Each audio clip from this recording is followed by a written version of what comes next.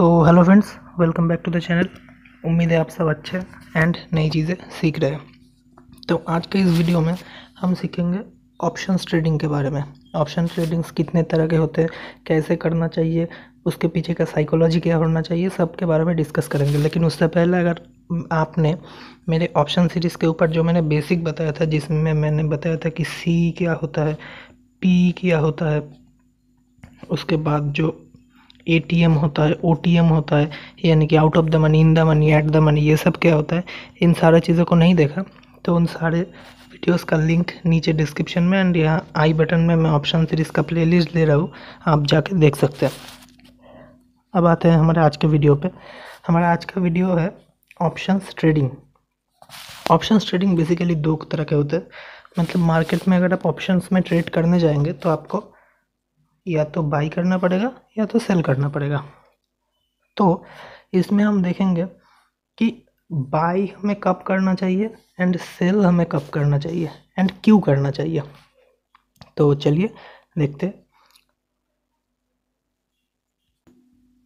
तो हमारा सबसे पहला कॉन्सेप्ट है कॉन्सेप्ट ऑफ ऑप्शन बाइंग, यानी कि हम जब ऑप्शंस बाई करते हैं तो उसके पीछे का कॉन्सेप्ट क्या होना चाहिए, साइकोलॉजी क्या होना चाहिए, ये सब। सबसे पहले तो मैं आपको बता दूं, एक कहानी के माध्यम से मैं आपको बताना चाहूँगा कि ऑप्शन बाइंग आखिर होता क्या है। फॉर एग्ज़ाम्पल, मैं एक गवर्नमेंट जॉब करता हूँ एंड मैं एक लाइफ इंश्योरेंस करवाने गया हूँ। तो लाइफ इंश्योरेंस वालों ने, मेरा एज है तो उस वक्त फॉर एग्ज़ाम्पल 32, तो 32 ईयर्स में मैं लाइफ इंश्योरेंस कंपनी में क्या हूँ। लाइफ इंश्योरेंस कंपनी बोलता है कि आपको हर मंथ 500 रुपीज़ पे करना पड़ेगा एंड या फिर 600 पे करना पड़ेगा या फिर 2000 पे करना पड़ेगा।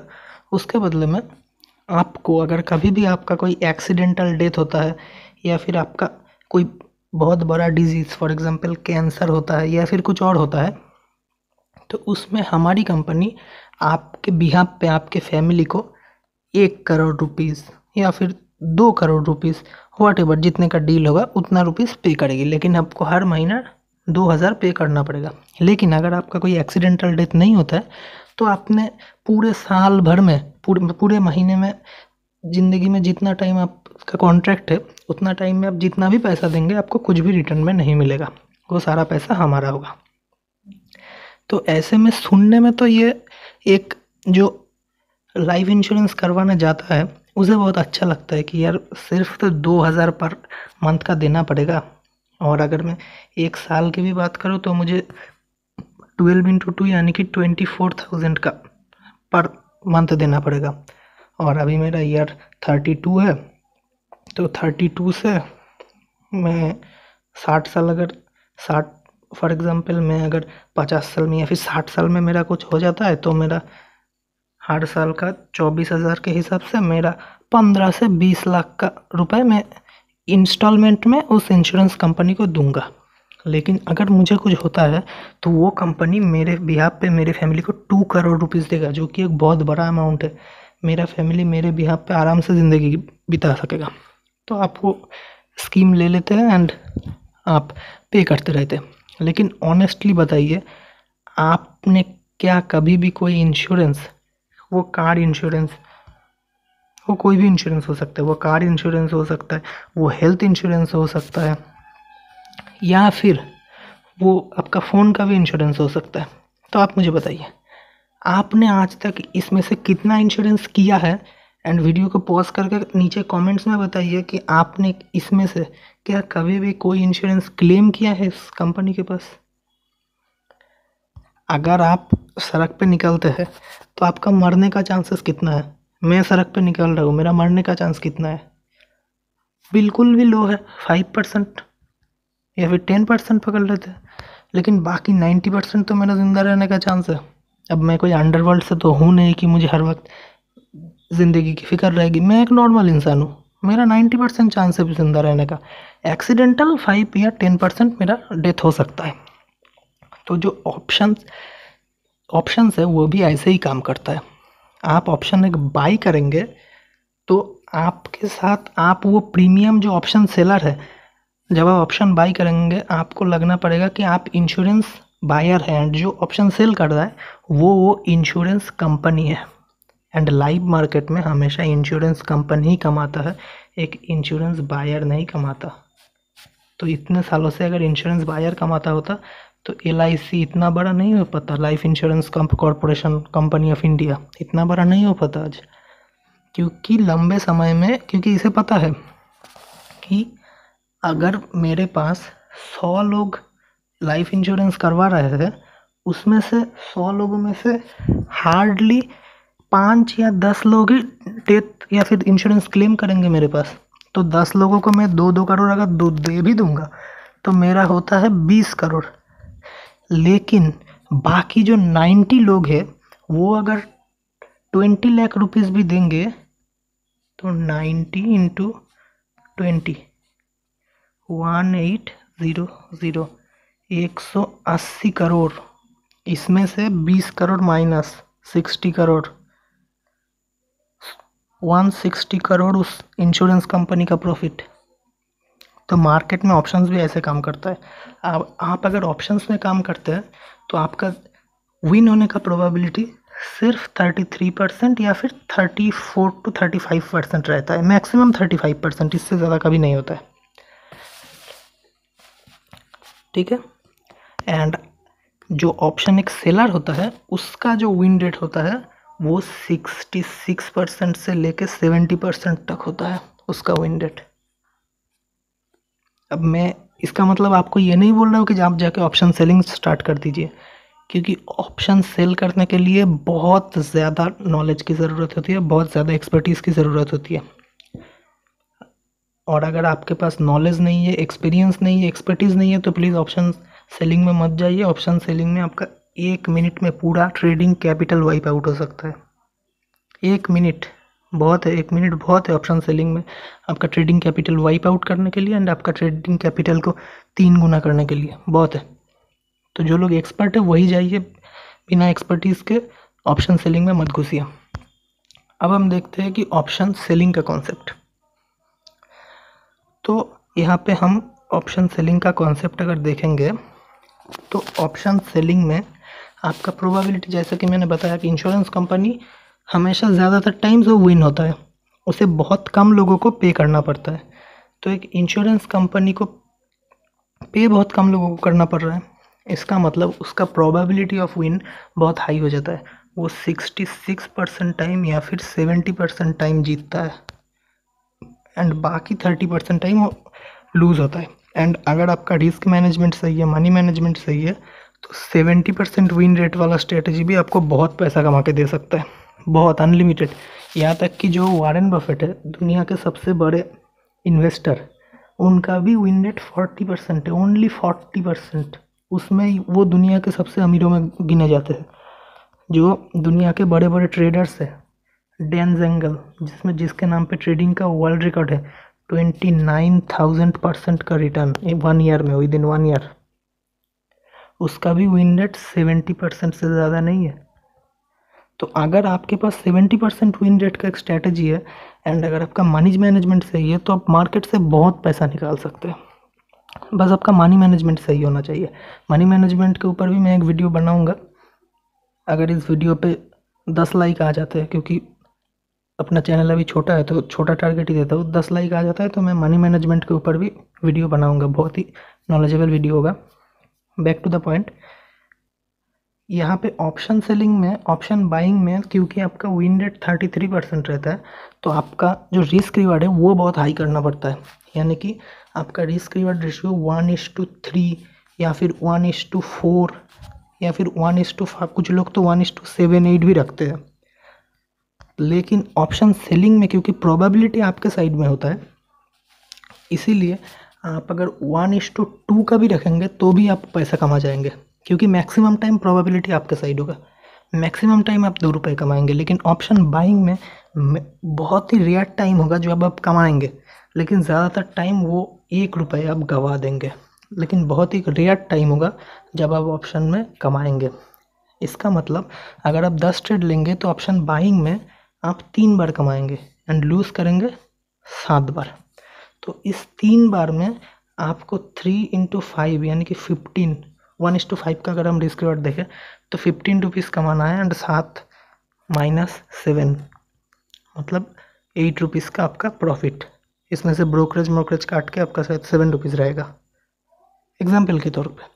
तो इसके लिए आपको 1:5 1:4 रखना पड़ेगा। लेकिन वही अगर हम ऑप्शन सेलिंग की बात करें तो 7 ट्रेड आपका सही होगा। 7 × 2 = 14, इसमें से माइनस होगा 3, कितना हुआ 11, इसमें से माइनस हुआ 1 ब्रोकरेज टैक्सेस काट के 10 रुपीज़। इसीलिए हमेशा एक ऑप्शन सेलर ऑप्शन बायर से ज़्यादा कमाता है। मैं ये नहीं बोल रहा कि ऑप्शन बायर्स कमाते नहीं, ऑप्शन बायर्स भी कमाते हैं, लेकिन ऑप्शन बाइंग करके आपको हमेशा कमाने के लिए बहुत ही ज़्यादा एक्सपर्टीज़ की ज़रूरत होती है। ठीक है, तो ऑप्शन बाइंग और सेलिंग क्या होता है ये हम समझ गए। अब हम देखते हैं कि option buying and option selling के बीच में डिफरेंसेस क्या है एंड आपको कैसे इस डिफरेंसेस का फ़ायदा उठाना है। यहाँ पे आप देख सकते हैं, यहाँ पे option buying and option selling का मैंने डिफरेंस निकाल करके रखा है। सबसे पहला, ऑप्शन बाइंग करते वक्त आपका जो रिस्क रिवॉर्ड रेशियो है वो मिनिमम 1:4 या फिर 1:5 होना चाहिए मिनिमम, नहीं तो आप पैसा नहीं कमा पाएंगे। लेकिन ऑप्शन सेलिंग में आपका रिस्क रिवॉर्ड रेशियो 1:2 रहेगा तो भी चलेगा। अगर 1:3 आप हमेशा मेंटेन कर पाते हैं तो बहुत बढ़िया, आप बहुत पैसा कमाएंगे। ये हो गया पहला डिफरेंस। अगर हम दूसरे डिफरेंस की बात करें तो दूसरा डिफरेंस है प्रोबेबिलिटी। इसमें आप 30 to 33% से 35% टाइम विन होंगे। तो इसमें आपको उदास नहीं होना है कि यार मैं तो सिर्फ मेरा तो विन रेट सिर्फ 35% ही है।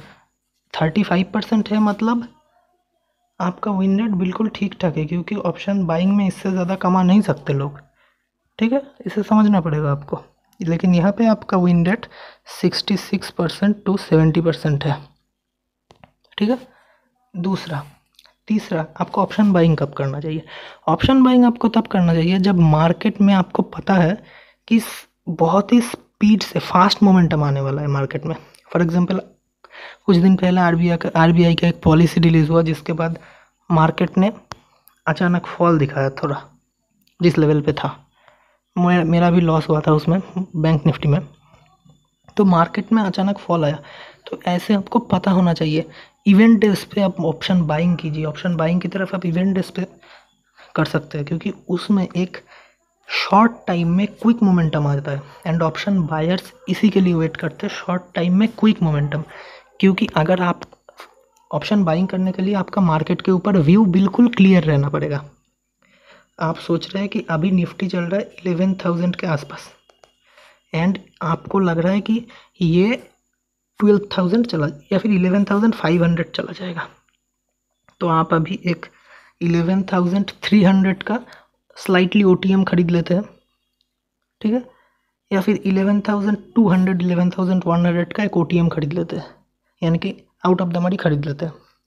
जैसे ही आप खरीदते हैं तो फॉर एग्जांपल आपका व्यू था ये जाएगा, लेकिन वो पहला दिन नहीं गया, दूसरा दिन नहीं गया, तीसरा दिन नहीं गया, इन दोनों के बीच में ही कहीं पे घूमता घूमता रहा एंड आपका 3 से 4 दिन या फिर 5 दिन बाद वो 11,500 को टच किया, फिर आपको प्रॉफिट नहीं मिलेगा। क्योंकि ऑप्शन सेलर के पास एक सबसे बड़ा हथियार है जो ऑप्शन बायर के पास नहीं है, वो है थीटा। अब ये टेक्निकल टर्म सुन कर घबरा मत जाइए कि थीटा क्या है। मैं बेसिक ऑप्शन सेलिंग में ऑप्शन ग्रीक्स जो है उसके अंदर डेल्टा, थीटा, गामा, ये सब क्या है मैं सब आपको बताऊंगा, ये कैसे काम करता है सब बताऊंगा। तो ऑप्शन सेलर का सबसे बड़ा हथियार होता है ये थीटा। ऐसा कहा जाता है मार्केट में कि थीटा ऑप्शन सेलर का सबसे बड़ा फ्रेंड होता है एंड ऑप्शन बायर का सबसे बड़ा एनिमी होता है एक थीटा। क्योंकि थीटा की वजह से ही मार्केट अगर ऊपर देर से भी जाएगा तो ऑप्शन बायर पैसा नहीं कमा पाएगा। लेकिन अगर ऑप्शन सेलर का व्यू क्लियर नहीं है, उसे लगता है मार्केट यहाँ से नीचे जाएगा, वो मार्केट नीचे भी नहीं गया ऊपर भी नहीं गया, साइड वेव से रह गया, तो भी उसे पैसा मिलेगा, क्योंकि टाइम वैल्यू गिरता गिरता नीचे चला जाएगा, क्योंकि एक्सपायरी में हर ऑप्शन का प्राइस गिर के 0 हो जाएगा एंड ऑफ द डे। ठीक है। और एक बात जो है ऑप्शन सेलिंग में, ऑप्शन जब आप सेल कर रहे हैं, एक option buyer for example 100 rupees का एक प्रीमियम है, तो जब एक ऑप्शन बायर ऑप्शन बाई कर रहा है वो 100 रुपीज़ में एक प्रीमियम खरीद रहा है, उसका 1 रुपये भी नीचे आएगा ऑप्शन, उसे लॉस होगा। लेकिन ऑप्शन सेलर जो है वो सेल कर रहा है, ये 100 रुपीज़ ऑप्शन सेलर को मिल रहा है, तो उसे लॉस में आने के लिए सबसे पहले तो ये 100 रुपीज़ का लॉस होना पड़ेगा। उसका व्यू है मार्केट नेगेटिव जाएगा, तो मार्केट को पहले 100 पॉइंट नीचे गिरना पड़ेगा, उसके बाद ही वो ब्रेक इवन पे आएगा, ना कि लॉस पे। उसके बाद जब वो गिरेगा मार्केट 100 पॉइंट के बाद, प्रीमियम जितना है उसके बाद, तब उसका प्रॉफिट होगा, तब उसका लॉस होगा, सॉरी ऑप्शन सेलर का लॉस होगा। लेकिन ऑप्शन बायर 1 रुपये भी इधर उधर होगा उसका लॉस हो जाएगा। तो उम्मीद है आपको वीडियो पसंद आया होगा। वीडियो अच्छा लगा हो तो वीडियो को लाइक कर दीजिए, चैनल को सब्सक्राइब कर दीजिए, एंड ऐसे ही नॉलेजेबल वीडियो पाने के लिए, वीडियो देखने के लिए आपका बहुत बहुत शुक्रिया। एंड ऑप्शन ग्रीक्स के ऊपर ये थीटा क्या होता है, ये गामा क्या होता है, ये डेल्टा क्या होता है, इन सब के ऊपर मैं वीडियोस बनाऊंगा, तो चैनल को सब्सक्राइब करके बेल आइकन को ऑल पे कर दीजिए, ताकि जब मैं नया वीडियो डालूँ आपके पास नोटिफिकेशन पहुंच जाए, क्योंकि अगर आप बेल आइकन को ऑल पे नहीं करेंगे तो नोटिफिकेशन नहीं जाएगा। तो आज के वीडियो में बस इतना ही। Thanks for watching.